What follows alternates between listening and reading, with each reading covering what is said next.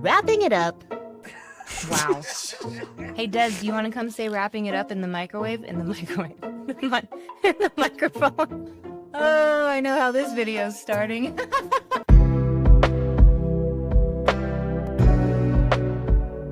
What's up, you beautiful beasts? Today, we're going to talk about naps. Yep, naps, because somehow naps went from being a normal part of childhood to something adults feel guilty about. When you are little, people beg you to nap. They dim the lights, hand you a mat, and hope you stop eating glue long enough for everyone's nervous system to recover. But as an adult, your body asks for 20 minutes of rest and suddenly your brain acts like you're committing fraud. You lie down and immediately remember everything you've ever needed to do. The dishes, the laundry, the email, the text you forgot to answer 3 business weeks ago. The random thing on the counter nobody knows where to put, so now it just lives there. The clothes chair. You know the clothes chair. Not clean enough for the closet, not dirty enough for the hamper, just sitting there like a judgmental fabric mountain. And somehow, the nap is the problem. Not the 5 hours of sleep, not the stress, not the overbooking, not the caffeine pretending to be a personality. The nap. So today, we're going to talk about nap guilt, why naps can actually help, why some naps make you feel refreshed and others make you wake up angry at time itself, and how to nap without destroying your nighttime sleep. Let's get into it. Disclaimer. This content is not medical advice. If you're dealing with chronic fatigue, insomnia, or sleep issues that feel deeper than habit or stress, please talk to a provider who gets it. You deserve real support. This space is here to remind you, sleep isn't a luxury. It's your body's built-in healing system. I'm an NASM certified personal trainer, certified nutritionist, and master neurotransformational results coach, and I'm always learning right alongside you. What you'll find here is meant to spark reflection, offer insight, and help you reclaim rest on your terms. You don't have to earn your rest. You deserve it, just as you are right now. Nap guilt is weird, but real. A lot of people don't nap because they physically can't. Their brain won't shut up. Their kid needs something, the dog is barking, and the f***ing neighbor has apparently chosen this exact moment to test every power tool in Home Depot. But a lot of people don't nap because they feel guilty. Not casual guilt, full body, chest tight, I should be doing something productive guilt. Which is wild because we can scroll for 47 minutes while pretending to check one thing. But lying down on purpose for 23 minutes feels like we're personally responsible for society collapsing.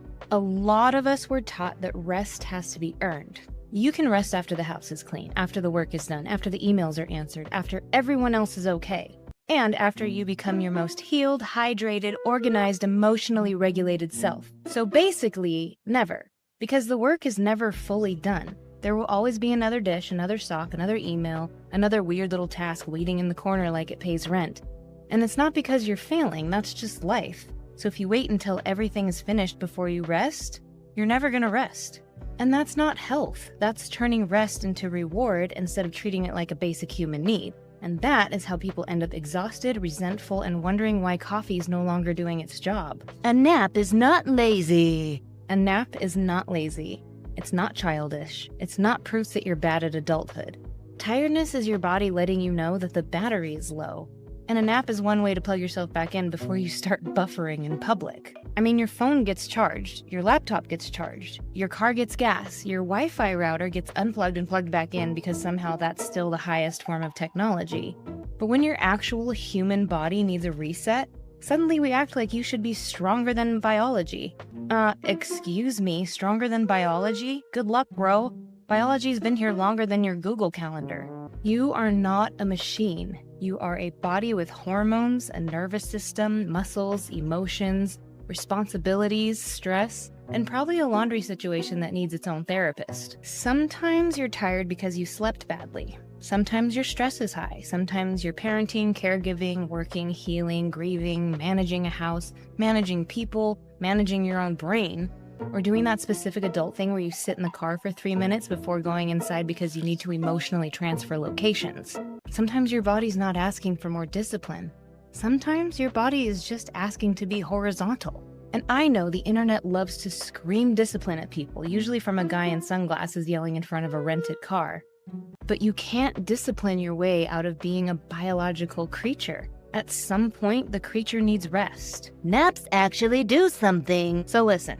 Naps are not just sleepy snacks for toddlers and cats. Short naps can help with alertness, mood, and performance. Most sleep guidance recommends keeping naps short, usually 20 to 30 minutes, because that can help you get a reset without dropping too deeply into sleep. That matters because deeper sleep is where naps can get spicy. Not haunted doll spicy, more like you wake up from a 2-hour nap at 5:48 p.m. with dry mouth, pillow lines, one sock missing, your left boob somehow trying to exit your tank top through the armhole, and no idea if you're late for work, school, dinner, or your own birth.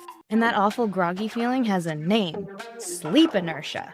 Very official, very rude, and it's basically your brain saying it was not done loading. That's why a short nap can make you feel like a person again, but a long accidental nap can make you wake up with the personality of a damp sponge and the mouth texture of an abandoned carpet sample. And my favorite nap fact is that NASA has studied planned rest and naps in long-haul flight operations. Planned naps helped with alertness and performance, which makes sense because even pilots are not powered by coffee, vibes, and tiny pretzels. So if anyone acts like naps are silly, please enjoy the fact that freaking NASA took them seriously enough to study them. Some cultures make more room for rest. I want to talk about other countries for a second because this part is interesting and also makes American work culture look like it was assembled in a panic by people who think lunch is a personality weakness. To be clear, I'm not saying entire countries get tucked into little nap pods by HR after lunch. That's not what's happening. But some cultures and workplaces do make more room for midday rest than we usually do here. China has a long-standing midday rest culture. Japan has a more culturally accepted version of dozing in public or work settings. And Spain is famous for the siesta, even though modern Spain is not just one big afternoon nap with tapas and dramatic curtains. The point is not that everyone else has it perfect. The point is that rest is cultural. The way we think about naps is cultural. And a lot of us got handed a culture that says if you're tired, pour caffeine on the problem, smile through the eye twitch, and call it being responsible. And America really said, the best I can do is burnt break room coffee, one plastic fork, and a chair from 1998. You guys, maybe the nap is not the red flag. Maybe the red flag is how weirdly uncomfortable we get when a human body asks for basic maintenance. The 3 nap types. Did you know that not all naps are created equal? First, we have the useful nap. This is the short nap, like 10 to 20 minutes, maybe 30. You wake up clearer, your eyes stop burning, your brain reconnects to Wi-Fi, you feel less personally attacked by normal household sounds. Beautiful. Love that for us. Then there's the mistake nap. This is the nap that starts with lying down for just a second. Adorable. Next thing you know, it's dark outside, your mouth feels like you licked a throw pillow, your hair is doing something legally questionable, and you're checking your phone with one eye open trying to figure out if it's today or tomorrow. That was not a nap. That was your body canceling the rest of the day without consulting management. Then we have the shutdown nap, and this one deserves compassion. The shutdown nap is when you're not just sleepy, you're overloaded. Your body is done, your brain is done, your nervous system has filed paperwork. You're one small inconvenience away from crying because the spoon fell into the sink wrong. Sometimes a shutdown nap is exactly what your body needs. Sometimes you've been pushing through so much for so long that the second your body gets a quiet room, a couch, and half a chance, it takes over. And I want to slow down here for a second because not all tired feels the same either. There's tired because you stayed up too late. There's tired because life got busy, and then there's the deeper kind of tired, the kind where everything feels heavy. Your body feels heavy, your brain feels foggy, your patience is gone, your motivation is missing, and even basic things start to feel heavy, overwhelming, or strongly out of reach. And if that's where you are, I don't want you using that as proof that you're lazy. I don't want you looking at your exhaustion and deciding it means something bad about you, but I also don't want you brushing it off like it's nothing. Because if you need long naps all the time, or if you can't function without napping every day, or if you're sleeping a lot and still waking up exhausted, that's not a character flaw, but it is a message. All right, sad little piano music. Step aside, now we need the pay attention music. That kind of tired might be pointing to poor nighttime sleep, stress, burnout, depression, anxiety, sleep apnea, medication side effects, chronic pain, hormone changes, thyroid stuff, or something else that deserves support. This isn't about panicking or assuming something's wrong. It's about paying attention to when your body keeps waving the same little flag. Your body gives you information. Sometimes it whispers, sometimes it yells, And sometimes it pulls you onto the couch because apparently the softer messages weren't getting through. How to nap without wrecking your sleep. Okay, so if you want a nap that actually helps, start short. 10 to 20 minutes is a great place to start. 30 minutes can work for some people, but once you go longer, you do increase the chance of waking up groggy. Set an alarm. Not a soft little alarm that sounds like a fairy sneezing into a leaf.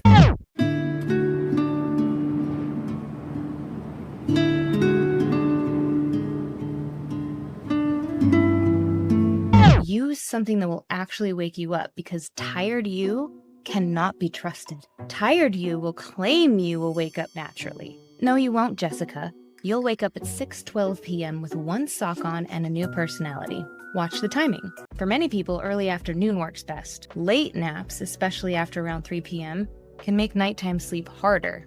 But real life matters. If you work nights, have a baby, are a caregiver, or your schedule looks like it was built during a fire drill, your timing might be different. Just keep the setup simple. Dark if you can, quiet if you can, comfortable if you can. Don't turn the nap into a 12-step spa ritual that requires candles, a diffuser, a weighted blanket, 3 apps, and a clean house. You don't need a perfect sleep cave, you need a timer and a place where nobody is actively asking you where the ketchup is. And before you lie down, name what's happening. You're not quitting the day. You're not being lazy, and you're not abandoning your responsibilities. You are taking a short nap so that you can come back with more capacity. Rest anyway. If you feel guilty the whole time, rest anyway. Guilt doesn't always mean that you're doing something wrong. Sometimes it just means you're doing something unfamiliar, especially if you're used to earning rest through exhaustion. Recovery is doing something. It supports your patience, mood, nervous system, hunger cues, workouts, and your ability not to hiss at your family because someone asked what's for dinner. This is not wasted time, it's maintenance. And yeah, maybe there are dishes, but there's always dishes. The dishes have never once packed a bag and left because you took a nap, unfortunately. So if guilt shows up, notice it, let it be there, and rest anyway. Sometimes rest the beast is not dramatic. Sometimes it's setting a timer for 20 minutes, lying down with dog hair on your shirt, ignoring the laundry, and letting your body have the damn nap. Wrapping it up. So here's your tiny challenge. This week, if your body is genuinely asking you for rest and it makes sense for your day, try a short nap without turning it into a whole personality assessment. Set an alarm for 10 to 20 minutes, let it be imperfect, and check in afterwards. If you feel better, beautiful. If you wake up foggy and cranky, also useful. Try shorter, earlier, or a different setup next time. No shame, just information. Again, naps are not lazy. They are not proof that you're bad at adulthood. They are a tool. Sometimes they help your brain, your mood, and your nervous system come back online before you become a public safety concern at 4 p.m. Your need for rest is not a moral failure. You don't have to earn it by running yourself into the ground first. So, if this helped you feel a little less guilty about being a human body with human needs, make sure you subscribe for more Rest the Beast videos and more whole human health without the shame spiral. Rest the beast. Listen to your body before it has to scream at you. Close your eyes, ignore the laundry, and let your body have the damn nap. That is how you start to unveil the beautiful beast within you.